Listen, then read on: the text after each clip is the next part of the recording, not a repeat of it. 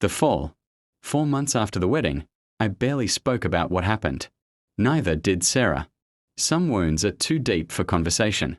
They simply settle into your heart. Life continued on the surface, but something inside our home had changed forever.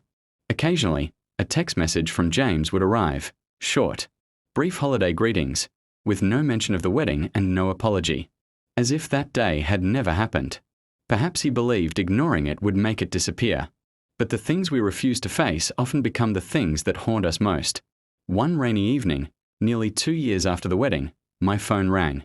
It was James. The confidence I had grown accustomed to hearing was completely gone.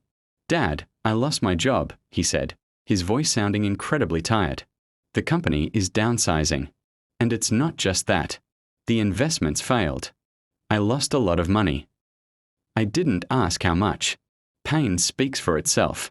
For the first time in years, I heard real, terrifying fear in my son's voice. After we hung up, I sat alone in the garage for a long time. Part of me felt sympathy, but another part remembered the wedding and Sarah's tears. I hated myself for still feeling hurt, but healing arrives only when it's ready. A few months later, things became far worse. One afternoon, while Sarah and I were having lunch, James unexpectedly appeared at our front door. He looked exhausted. His expensive suits were gone, his confidence was gone, and his posture seemed heavier, as though life itself had been sitting on his shoulders. Sarah hugged him instantly. No hesitation, no conditions. Mothers love first and ask questions later. James held her tightly, longer than usual. When he finally stepped inside, we sat in the living room in heavy silence. Then he looked at us and said something I never expected. "Olivia left me." The business problem started first, then the arguments, then the divorce. The room felt smaller. Suddenly, all the success that had once seemed so important felt completely meaningless. The luxury cars, the expensive parties, the elite status, none of it had protected him. None of it had saved his marriage or brought him peace. My son wasn't standing in front of us as a successful executive anymore. He was standing there as a broken man. He was the same frightened little boy who once came home after losing a soccer game, needing his parents to remind him everything would be okay.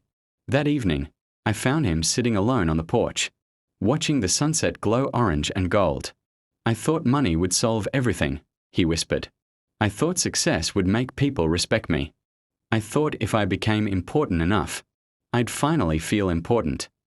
Looking at him carefully, his years of pride and distance suddenly made sense. It wasn't arrogance. It was deep insecurity, a desperate need to prove something to the world, to himself, and maybe even to us. Then James asked a question I had been waiting years to hear. "Dad, why didn't you hate me after the wedding?" My chest tightened. The memory still hurt, and probably always would. For a long moment, neither of us spoke. Then I answered honestly, "Because hating you would have hurt me more than I hurt you. You broke my heart that day, James, but you never stopped being my son." Tears formed in his eyes, and his shoulders lowered. The sunset faded slowly, and for the first time since that terrible day at the wedding hall, I saw genuine regret in his eyes. Not embarrassment, not guilt, but true regret. The kind that changes people from the inside out, forcing them to confront who they have truly become. We sat there together as the evening air grew colder, feeling a fragile bridge rebuilding between us. But what neither of us knew that night was that life still had one final, devastating lesson waiting for us. A lesson that would soon bring our family to its absolute darkest moment, testing our bounds of strength, and ultimately, leading us to our greatest healing.